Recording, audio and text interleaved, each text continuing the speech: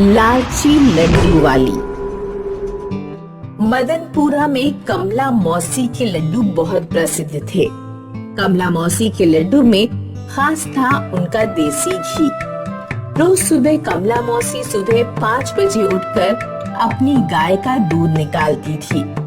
फिर उस दूध की मलाई से देसी घी बनाया करती थी। इस देसी घी की खुशबू पूरे गांव में फैल जाती थी। वाह, मौसी ने घी बनाया है। फिर इस देसी घी में बेसन भूनकर कमला मौसी बेसन के लड्डू बनाया करती थी। रोज सुबह 9 बजे तक कमला मौसी लड्डू बना लिया करती थी। 9 बजे कमला मौसी अपनी लड्डू की दुकान खोलती थी और तुरंत ही ग्राहकों की भीड़ लग जाया करती थी। मौसी आधा किलो लड्डू। मुझे 1 किलो। मुझे भी आधा किलो। दुकान पर कमला मौसी की मदद करने उनकी बेटी पूजा भी बैठा करती थी। कुछ ही घंटों में सारे लड्डू बिक जाया करते थे और उनकी आमदनी अच्छी खासी हुआ करती थी। लेकिन पूजा के मन में ज्यादा पैसे कमाने का लालच था। एक शाम को पूजा और कमला बैठकर चाय पी रहे थे। माँ, हम कैसे ज्यादा लड्डू बना सकते हैं? जितना हमारी गाय दूध देती है उसका सारा मैं घी बना लेती हूँ और उतने घी में सिर्फ इतने ही लड्डू बन पाते हैं। तो क्या हम बाजार का घी नहीं खरीद सकते?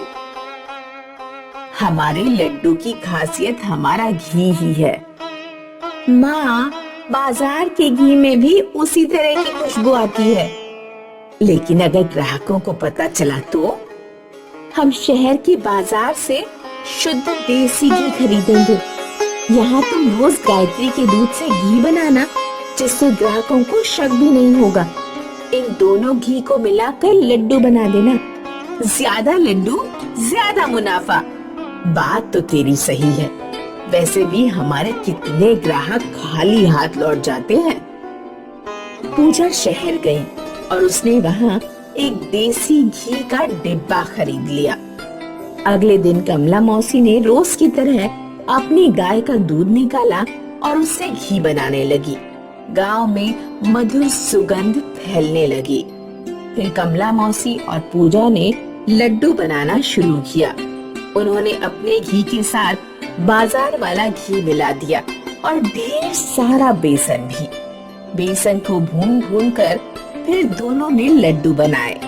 इस बार लड्डू ज्यादा थे। रोज की तरह सुबह 9 बजे उन्होंने अपनी दुकान खोली। मौसी 1 किलो लड्डू। मुझे आधा किलो। दोनों माँ बेटी लड्डू बेचने लगी। सुबह से दोपहर हो गई, अब भी उनके लड्डू खत्म नहीं हुए। फिर शाम को 4 बजे उनके सारे लड्डू खत्म हो गए। दोनों माँ बेटी घर पहुँचे। देखा माँ, आज हमने रोज से 4 गुना ज्यादा आमदनी की है। हाँ, और काम भी कम। मैं ना कहती थी कि हमें अच्छा खासा मुनाफा होगा। माँ, हम कैसे ज्यादा लड्डू बना सकते हैं? जितना हमारी गाय दूध देती है उसका सारा मैं घी बना लेती हूँ और उतने घी में सिर्फ इतने ही लड्डू बन पाते हैं। तो क्या हम बाजार का घी नहीं खरीद सकते? हमारे लड्डू की खासियत हमारा घी ही है। माँ, बाजार के घी में भी उसी तरह की खुशबू आती है। लेकिन अगर ग्राहकों को पता चला तो? हम शहर के बाजार से शुद्ध देसी घी खरीदेंगे। यहाँ तुम रोज गायत्री के दूध से घी बनाना, जिससे ग्राहकों को शक भी नहीं होगा। इन दोनों घी को मिलाकर लड्डू बना देना। ज्यादा लड्डू, ज्यादा मुनाफा। दोनों माँ बेटी मुनाफा देखकर खुश थे। अगले दिन से उन्होंने यही मिलावट का सिलसिला जारी रखा। कई दिनों तक उनका काम अच्छा चल रहा था। उनकी आमदनी बहुत बढ़ गई थी। एक दिन उनकी दुकान पर फूड इंस्पेक्टर आए। उन्होंने 1 किलो लड्डू खरीदे। अपने लैब में ले जाकर उन्होंने लड्डू चेक किए तो उसमें मिलावट थी। फूड इंस्पेक्टर्स वापस कमला मौसी की दुकान पर आए। तुम दोनों लोगों की जान के साथ खेल रहे हो, मिलावट वाला घी बेच रहे हो।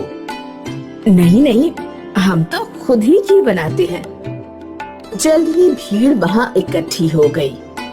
ये देखो, तुम्हारे लड्डू में मिलावट है और इसलिए तुम्हारी दुकान को सील किया जा रहा है। फूड इंस्पेक्टर्स ने कमला की दुकान को बंद कर दिया और उस पर मिलावट का केस शुरू कर दिया। कमला मौसी फूट फूट कर रोने लगी। अगर मैं तेरी बात ना मानती तो ये सब कुछ ना होता।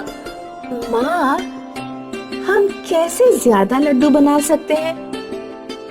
जितना हमारी गाय दूध देती है उसका सारा मैं घी बना लेती हूँ और उतने घी में सिर्फ इतने ही लड्डू बन पाते हैं। तो क्या हम बाजार का घी नहीं खरीद सकते?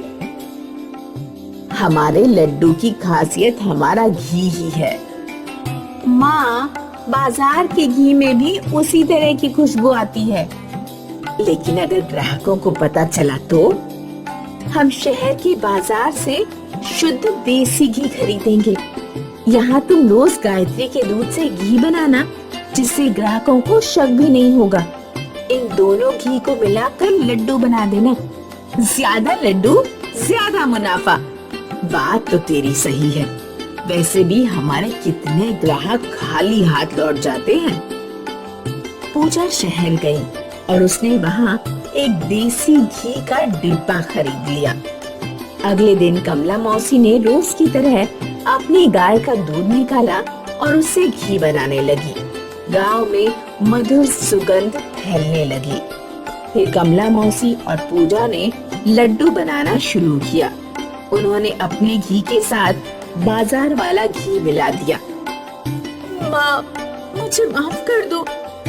मुझे नहीं पता था कि वो घी मिलावटी था। दोनों माँ बेटी रो रहे थे। उन्हें पछतावा हो रहा था, लेकिन बाद पछताए क्या हो जब चिड़िया चुग गई खेत।